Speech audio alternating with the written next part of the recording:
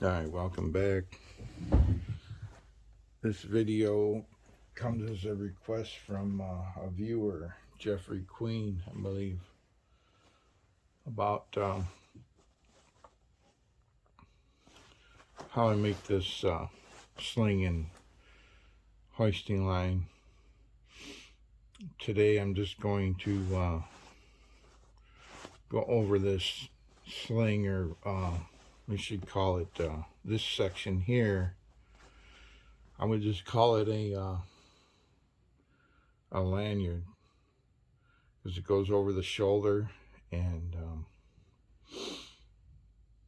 allows the weapon to hang like almost like a single point sling. And I'm gonna make that setup for this rifle here. I haven't used it in a couple years, but this was my primary deer rifle for a lot of years. I don't have enough paracord to make this whole assembly in one piece for this, but I can make this lanyard, and then I don't want to take this one apart, so I can make this lanyard section, and I'm going to attach it. Probably just going to attach it through here or back here through this sling. The sling works for carrying the gun, but when I get up in a tree saddle and I want to just have it hang, I need my hands free to do whatever. I prefer this lanyard. On my the AR I use, I have a single point sling, and that performs the same function as this. So all I do is fairly simple. I'm going to make several, probably just 3 or 4 loops. I'm going to try this size here. So whatever size works for you, that goes over your shoulder. I shoot from either shoulder. I like that capability. So I want to be able to move the butt of the rifle from one side to the other without this becoming a liability. So I can try with this size, kind of copy the size I have here, and just make, so there's two full loops. Let's try 3.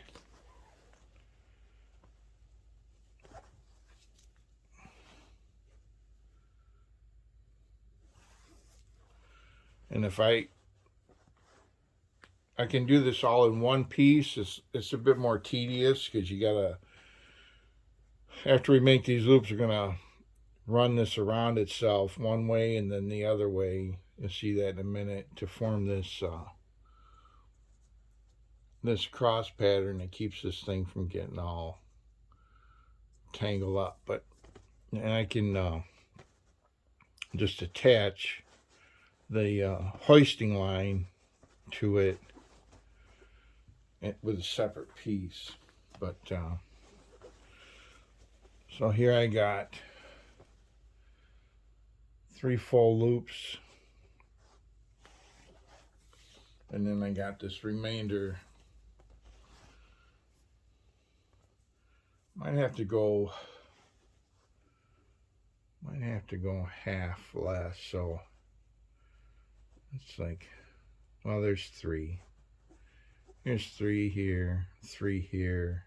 Here's the end of one. And all you got to do is even them up, and then do one of these, what's this, a fisherman's knot. You come around here, around once or twice, and then through. You should have a knot at the end here. Put a stopper knot on this, right on the end.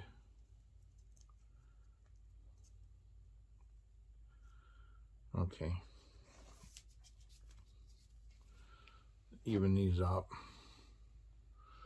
I come around once, twice, and then come through.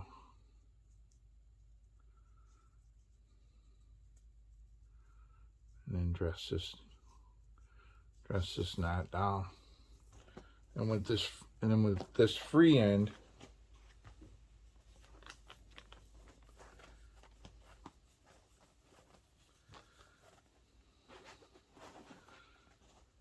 I'm just going to, from this point, I'm keeping these all about the same. I'm just going to wrap it, and there's no rules here on, I gotta get this beginning of a tangle out, but I'm just going to wrap this around one way until I come all the way around to this knot, and then I'm gonna wrap the other way to form this cross pattern. So real quick, can come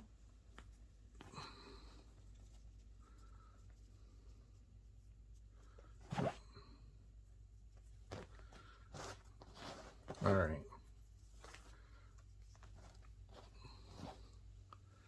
So I'm gonna wrap this way around first.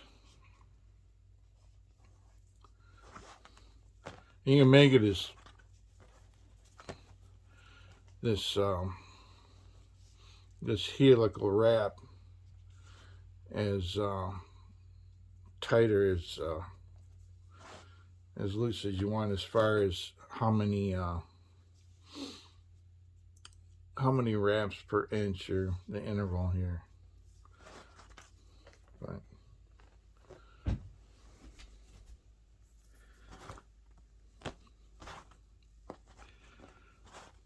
come around.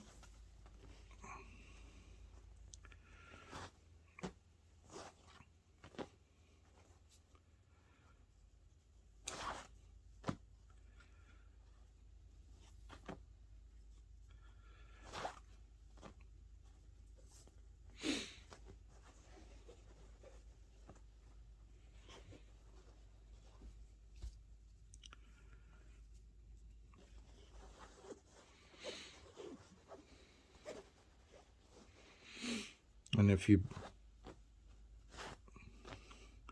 kind of even it up after you get around the first time.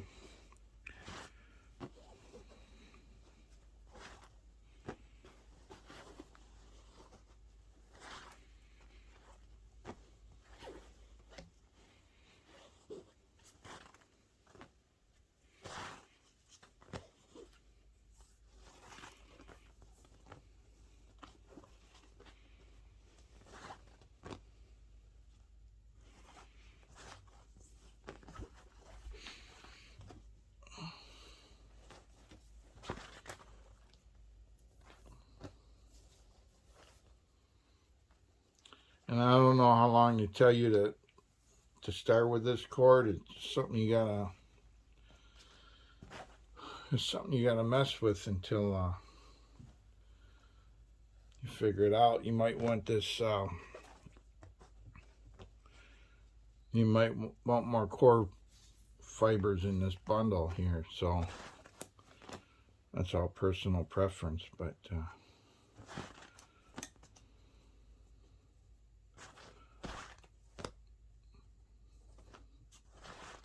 we come around to here, and I go through, kind of even these up.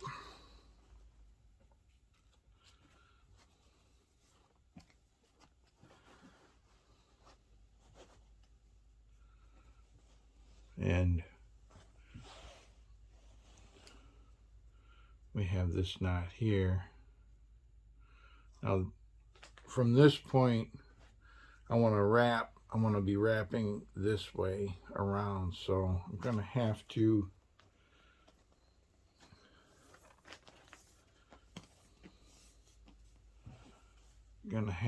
pass this through here, through the center of the bundle.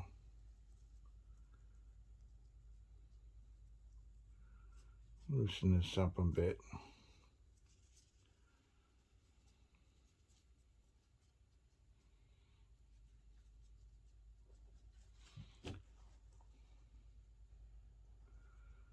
Let's see. All right. So pass this through the middle of this knot here.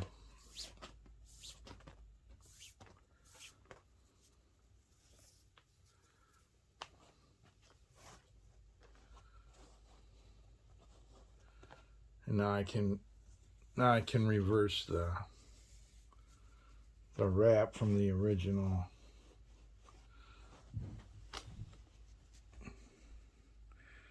So now the original was going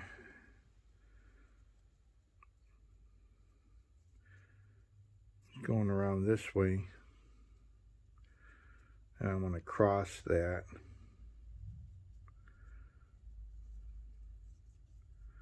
Let's go over top of it.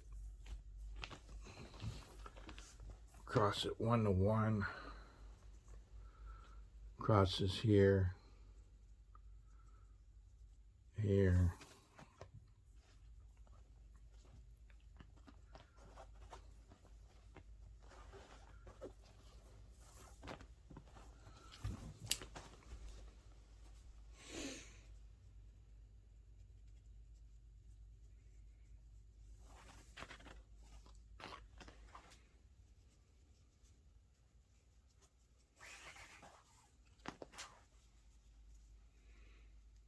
Cross there, cross here.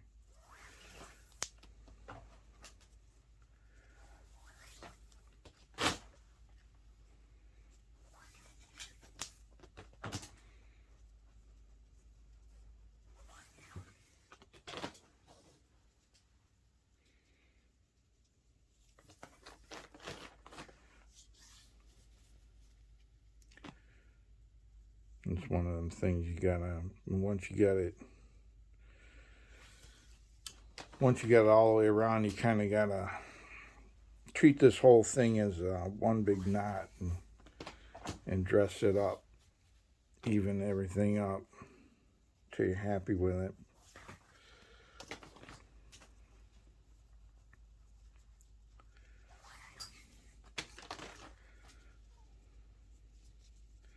I imagine there's some that would prefer to maybe go over and under, like over, you would come over this wrap here, but then under it on the other side, like that, under it here. But I don't know if there's necessarily any advantage to that. Once you got this wrap both ways and you've got it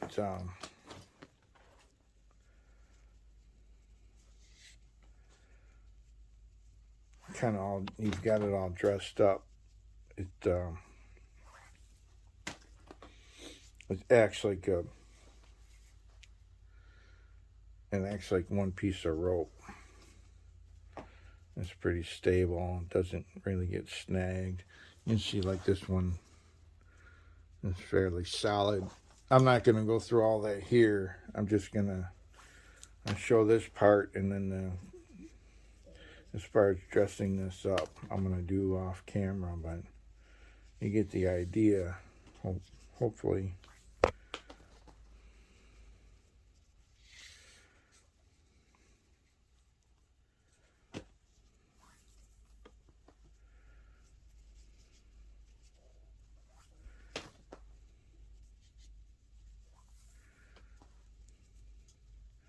Just going to show that, and then when it comes to terminating this, we're going to do just like I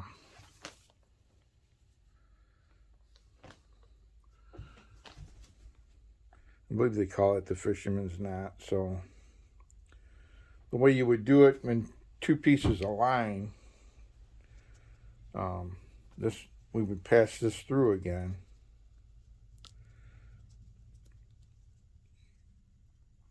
We can go through the two loops here.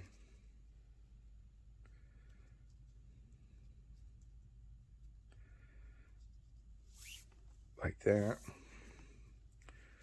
And then we form the other half of this knot. We go, it's essentially the same knot, but from the other end. We can go around there however many times we did this one. We want to keep it even. And then this end comes through here.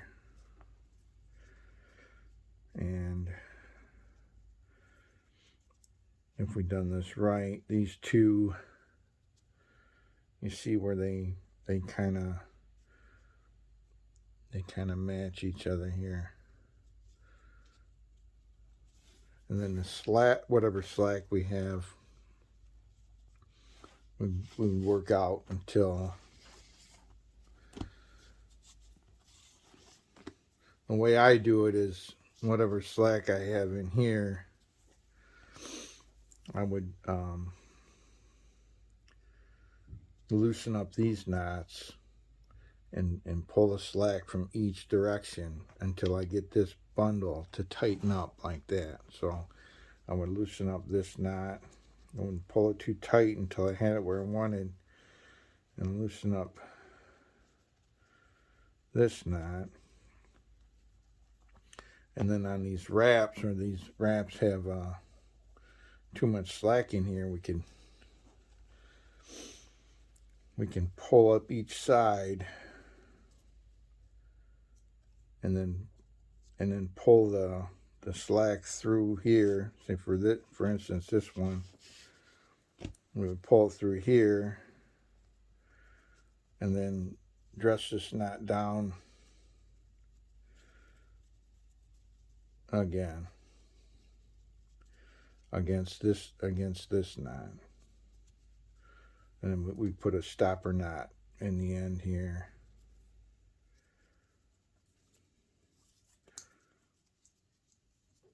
And move it down, move it down close, cut it and burn it. And then to get the excess slack out of the other side, we loosen up this knot and work that all these loose wraps out of here. And after you do that, you'll end up with one that looks like this. And then what I've done here on this one is I just, rather than cut this, I really don't like cutting line. I like to be able to use all this in an emergency. That's why I have one long piece. But I could take this, and instead of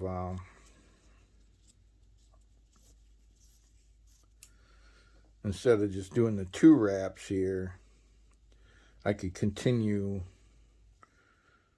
whichever way, I could continue wrapping this end tight.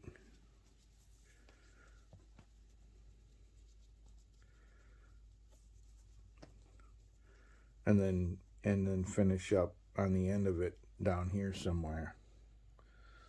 So that's kind of what we see here.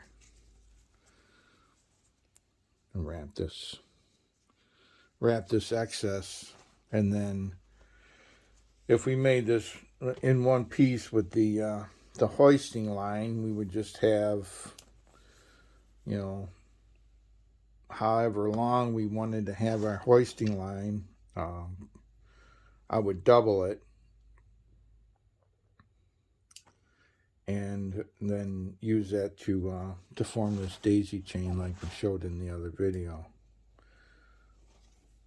Or take a separate piece, feed it through here, form the knot, another one of these knots here, and then wrap this one down tight, and then you would have your hoisting line become part of the bundle, spliced in through the middle of this knot with the fisherman's knot on one end here, and then the fisherman's knot for this lanyard on the other end, and then that line would come out of this bundle, and that would go to form your hoisting line. But really, that's all there is to it. I'm going to dress this one up off camera, and next time you see it, I'll make a video while I'm deer hunting rifle season, and you'll see it on this gun. So that's it. Thanks for stopping by. Alright, here's the finished lanyard section, and like I said before, I just wrapped the excess I had and fed it back through, tighten it up, work until I tighten it up to my liking, and I pass it through here. You don't want this fixed. You want this to be able to slide through, like I have on the crossbow, through the stock on the crossbow. I could put it through here, I could put it through here, but the thing what we want this to do is when we go from, if we have to go from one shoulder to the other, we want the gun to be able to move freely, but at the same time be retained. If something would happen in a tree stand and we had to drop the gun, or if we just had to let it hang at our side. Couple considerations. You have to think about how this gun hangs or crossbow, so that it's not pointing at any part of your anatomy. Make sure your sling attachment is rock solid. This one, I have these, I think they're Uncle Mike's, and they lock out, and then I put this paracord around here to capture that. So it's kind of that's doubled up.